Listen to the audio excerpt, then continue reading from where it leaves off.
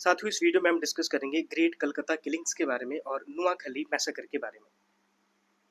ये topic interview के point of view से इंपॉर्टेंट हो सकता है, लेकिन उससे भी ज़्यादा इंपॉर्टेंट है as a aware citizen of India we must know our history का, फ्रीडम स्ट्रगल का जो लास्ट फेज आप देखते हैं इंडियन कॉन्टेक्स्ट में। वहाँ पे ये कुछ दो बहुत बड़े धब्बे हैं इंडियन फ्रीडम स्ट्रगल के। ये दो बहुत बड़े धब्बे हैं, ग्रेट कलकत्ता किलिंग और नुआखली मैसेकर। हुआ क्या आखिरकार? तो टाइम पीरियड था साथियों अगस्त 16 से लेके अगस्त 1946 के बीच में। और इस टाइम पीरियड के बीच में ये 3-4 दिन का जो ये टाइम था, इसमें हिंदू और मुस्लिम कम्युनिटी के बीच में दंगे फसाद होते हैं और इस दंगों में लगभग 10,000 लोगों की मौत हो जाती है और एट द सेम टाइम 15,000 लोग घायल हो जाते हैं। हालांकि ये एग्जैक्ट और एक्यूरेट फिगर नहीं है, ये नंबर हजारों से लाखों में भी हो सकता है। अब सवाल ये है कि एक कम्युनिटी जो इतने समय से एक ही जगह पे रह रहे थे, बंगाल का जब डिवीजन हुआ था तो इन्हीं लोगों ने प्रोटेस्ट किया था। अब आखिरकार ऐसा क्या हो गया कि ये लोग आपस में ही लड़ पड़े और एक दूसरे के जान के दुश्मन बन गए? तो इसका जवाब आपको मिलेगा कैबिनेट मिशन की रिपोर्ट में।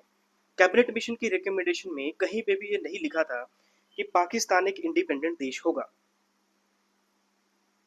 अब कैबिनेट मिशन को मुस्लिम लीग ने एज अ फेलियर कंसिडर किया कि भाई यहाँ पे तो पाकिस्तान की बात ही नहीं की जा रही है। और मुस्लिम लीग बहुत लंबे समय से ये डिमांड कर रहे थे कि पाकिस्तान एक इंडिपेंडेंट देश के रूप में होना चाहिए जब इंडिया आज़ाद होगा। अब कैबिनेट मिशन में जब ये मेंशन नहीं किया गया, कैबिनेट मिशन भी आपको पता है 1946 की ही बात कर रहे हैं, तो इसके इमीडिएट बाद मोहम्मद अली जिन्ना ने क्या कर दिया, इसने डिक्लेयर कर दिया डायरेक्ट एक्शन। इसने डायरेक्ट एक्शन के लिए टाइम जो डिसाइड किया वो था अगस्त 16 1946। और स्लोगन क्या दिया डायरेक्ट एक्शन के लिए?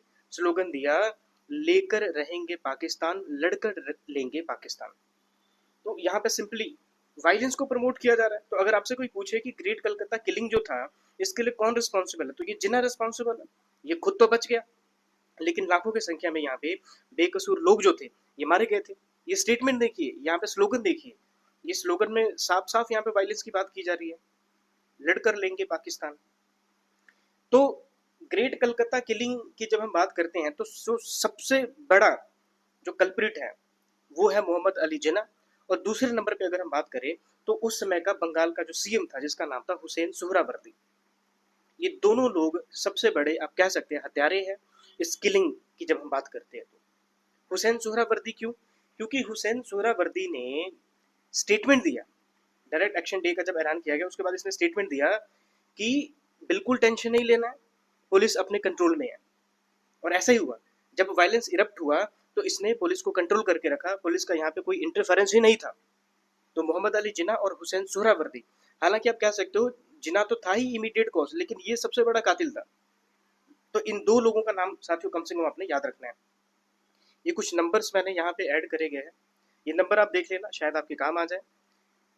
जब हम यूनाइटेड बंगाल की बात करते हैं, प्री पार्टीशन की बात करते हैं, तो बंगाल एक मुस्लिम डोमिनेटेड स्टेट था जहाँ पे 54% पॉपुलेशन जो थी ये मुसलमानों की थी।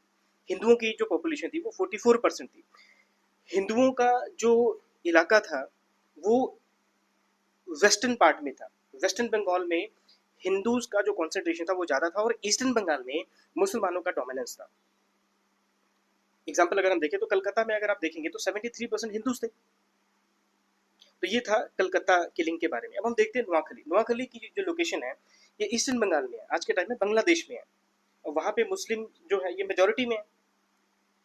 पिछला जो हमने देखा कलकत्ता किलिंग वो अगस्त के महीने में हो रहा है। नोआखली जेनोसाइड जिसे हम हिंदू जेनोसाइड भी कहते हैं, ये होता है अक्टूबर और नवंबर 1946 में। मतलब कि इमीडिएट बाद, कलकत्ता किलिंग के इमीडिएट बाद ये आपको देखने को मिलता है। अब इसको हिंदू जेनोसाइड कहते हैं, दैट मीन्स कि कहीं ना कहीं मुसलमानों ने हिंदुओं में एट्रोसिटीज करी। तो यहाँ पे आप देखते हो massacre, rapes, abduction, forced conversion, ये सब कुछ मुस्लिम कम्युनिटी के द्वारा किया गया हिंदुओं के ऊपर। नोआखली इवेंट की जब हम बात करते हैं तो हजारों की संख्या में यहाँ पे मुसलमानों ने हिंदुओं को मारा था, फोर्सफुली कन्वर्ट किया था इन लोगों को। तो आप देखोगे कि मुस्लिम कम्युनिटी का ये जो बिहेवियर है, ये जो रंग है, ये शुरू से ऐसा ही था। प्री पार्टीशन वाला टाइम देखिए या अभी 2024 की अगर हम बात करें, तो ये लोग अभी भी बदले नहीं है, वैसे के वैसे ही हैं ये लोग। कोई लिबरलिज्म नहीं है, कोई ह्यूमैनिटी नहीं है इनमें। अब ये तो भला हो कि महात्मा गांधी ने विजिट किया टाइम पे, महात्मा गांधी ने विजिट किया नोआखली में और 4 महीने वहां पे घूमते रहे, कि पीस रिस्टोर हुआ।